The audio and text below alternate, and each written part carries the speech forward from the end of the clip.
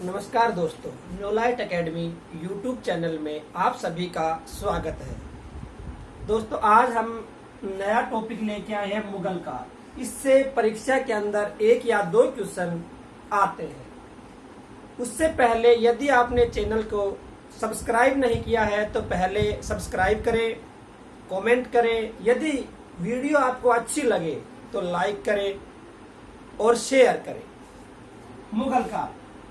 मुगल काल की शुरुआत 1526 ईस्वी में की थी बाबर ने।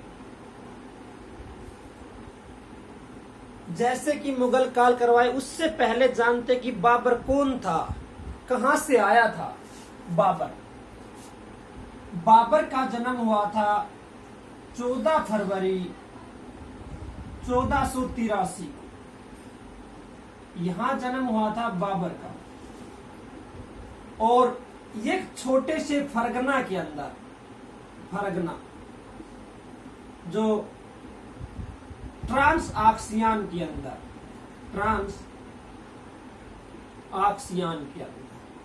यहां बाबर का जन्म होता है 14 फरवरी 1483।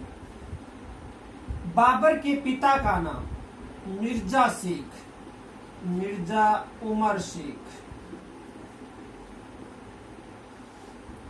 और बाबर की मां का नाम कुतुल निगार खान। इन दोनों की संतान था बाबर। मात्र 7 वर्ष की आयु के अंदर बाबर हर युद्ध कला में निपुण हो चुका था।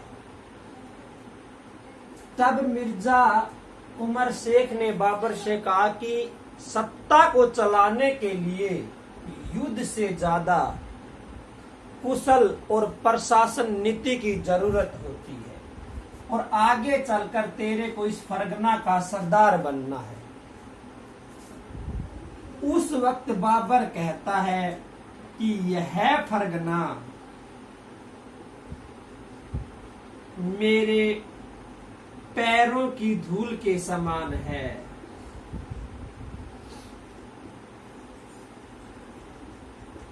ये कई बार क्वेश्चन पेपर में रिपीट हुआ है कि यह फरगना मेरे पैरों की धूल के समान है। यह शब्द किसने कहे?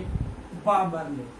7 वर्ष की आयु में बाबर का सपना है भारत के ऊपर, कि वो कहता है कि इस फरगने से कुछ नहीं होना, मेरे को तो एक दिन पूरे भारत पर अधिकार प्राप्त करना है। 1494 में ईस्वी यहां पर मृत्यु होती है शेख उमर की, और इस फरगना का सरदार बनता है बाबर, और उपाधि धारण करता है जहीरुद्दीन, बाबर के नाम से इस पर बैठता है। जैसे ही बाबर इस फरगना का सरदार बनता है, वैसे ही इसके दिमाग से भारत पर विजय और भारत अभियान की बात निकल जाती है, और बाबर पहुंचता है उज्बेकिस्तान के अंदर। उज्बेकिस्तान के अंदर बाबर शुरुआत करता है, और यहां पर 1494 से 1507 तक लगातार यहीं पर हमले करता है, और बाबर को बार बार यहां पर असफलता मिलती है। यहां उज्बेकिस्तान के अंदर था सेवानी खां, और ये सेवानी खां 1502 सरायपुल युद्ध, 1502 के अंदर सरायपुल का युद्ध होता है बाबर और सेवानी खान के बीच। इस युद्ध में बाबर की हार होती है और सेवानी खान की विजय। जब बाबर ने देखा 1507 तक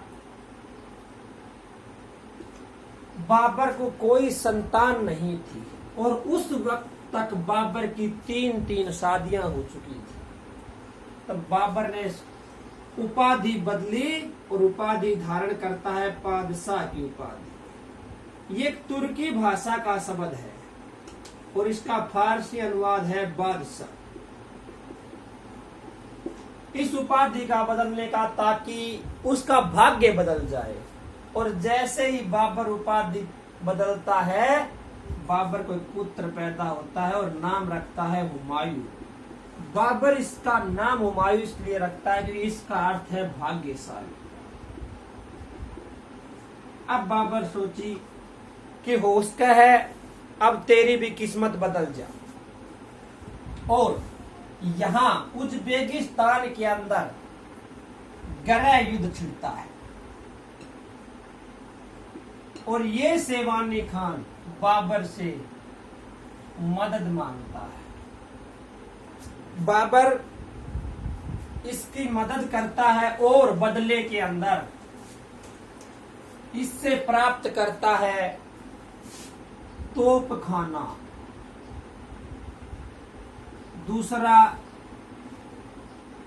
तुगलमा विधि। वैसे देखा जाए तो तोपखाने का आविष्कार या तोपखाना मूल रूप से ईरानियों की देन है। अब यहां तक और उधर भारत के अंदर शासन था इब्राहिम लोधी का। इब्राहिम लोधी ये दिल्ली सल्तनत के ऊपर शासक था और इसी से बगावत करता है दौलत खां लोधी। दौलत खां और आलम खां ये दोनों बाबर को आमंत्रित करते हैं भारत पर आक्रमण करने के लिए। अब बाबर पूछता है कि भाई कितना शक्तिशाली है और कितनी सेना इसके पास है। इस समय इसके पास सेना थी 5 लाख सैनिक और बाबर के पास सैनिक थे 20,000 सैनिक। अब बाबर पूछता है कि भाई हिंदुस्तान के अंदर दूसरा और कौन शक्तिशाली है। इधर दूसरा शक्तिशाली शासक था मेवाड़ का शासक राणा सांगा। यहां बाबर सबसे पहले महाराणा सांगा को अपनी ओर मिलाने के लिए एक चिट्ठी भेजता है। उसको बोलते हैं मैत्रेय प्रथा। कि भारत में मैत्रेय प्रथा की शुरुआत करने वाला पहला शासक कौन था, तो महाराणा सांगा और बाबर के बीच पहली बार मैत्रेय प्रथा हुई। अब राणा सांगा कहता है कि भाई मैं तेरी मदद क्यों करूं। तो बाबर इसको कहता है कि यदि मैं हिंदुस्तान पर विजय प्राप्त करता हूं तो 1/2 आधा भारत तेरा और आधा भारत मेरा। महाराणा सांगा बिना सोचे ही इस बात को स्वीकार कर लेता है। जैसे ही आपका मंत्रिमंडल बैठाता है, अब ये मंत्रिमंडल इसको सलाह देता है कि इसे इब्राहिम लोधी को हम पहले भी खतौली के युद्ध में हरा चुके हैं और इसे तो हम जब चाहे हरा लेंगे। इसका क्या भरोसा कि ये आधा भारत हमें देगा या नहीं देगा। लेकिन इस बात का पता बाबर को नहीं चलता।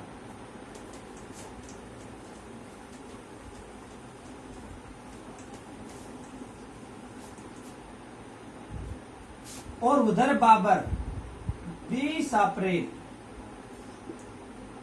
1526 को यहां पहुंचता है पानीपत के मैदान के अंदर। यहां बाबर और दूसरी तरफ इब्राहिम लोधी। अब जैसे ही बाबर ने यहां देखा 5 लाख सैनिक यहां और इधर बाबर के पास 20,000 सैनिक। लेकिन बाबर अपने 2 तोपची साथ लेकर आया था यहां से और जिसके नाम थे मुस्तफा अली और उस्ताद अली। ये दो बाबर के प्रसिद्ध तोपची थे। अब बाबर ने देखा कि जैसे चारों ओर इब्राहिम लोधी की 5 लाख की सेना दिखाई दे रही है और उधर बाबर के पास 20,000 सैनिक, और महाराणा सांगा इसको कहीं नजर नहीं आ रहा था। अब कैसे बाबर इस 5 लाख की सेना से लड़ेगा और क्या बाबर इस युद्ध में हारेगा या जीतेगा? ये विचार बाबर के मन में था कि इतनी बड़ी सेना को हराना बहुत ही मुश्किल है, परंतु बाबर इस युद्ध में पहली बार तोपखाने का प्रयोग करता है और इब्राहिम लोधी की सेना के अंदर 3 लाख सैनिक सवार थे और 2 लाख पैदल सैनिक।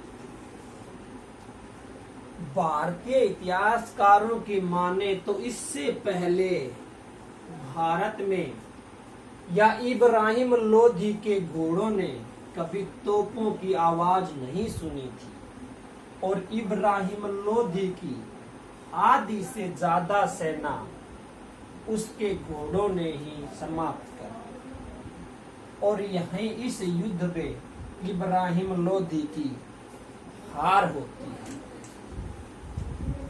जैसे ही बाबर पानीपत का पहला युद्ध जीतता है, पानीपत की पहली लड़ाई इसको नाम दिया गया, और इस युद्ध को जीतने के बाद बाबर ने काबुली बाग मस्जिद का निर्माण कर। काबुली बाग मस्जिद कई बार पेपर में आया कि काबुली बाग मस्जिद हरियाणा के किस जिले के अंदर है?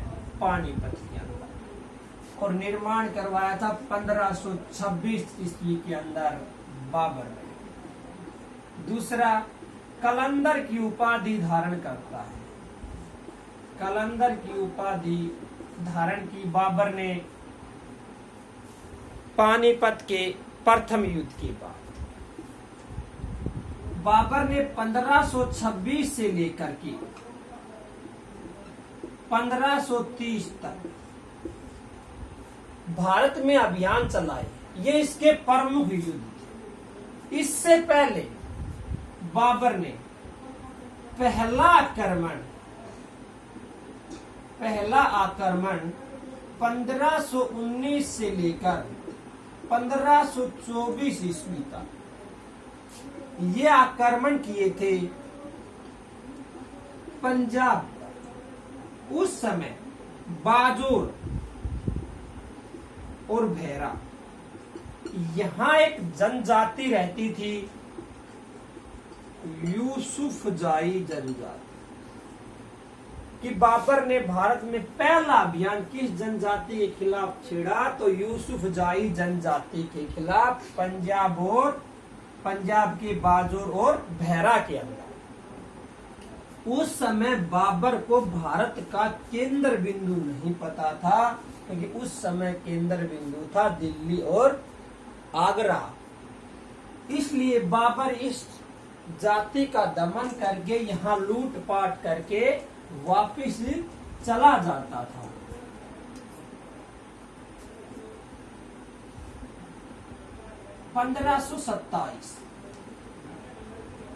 जैसे ही बाबर ने पानीपत का पहला युद्ध देखा, पानीपत की पहली लड़ाई के बाद शुरुआत हुई थी खानवा के युद्ध की।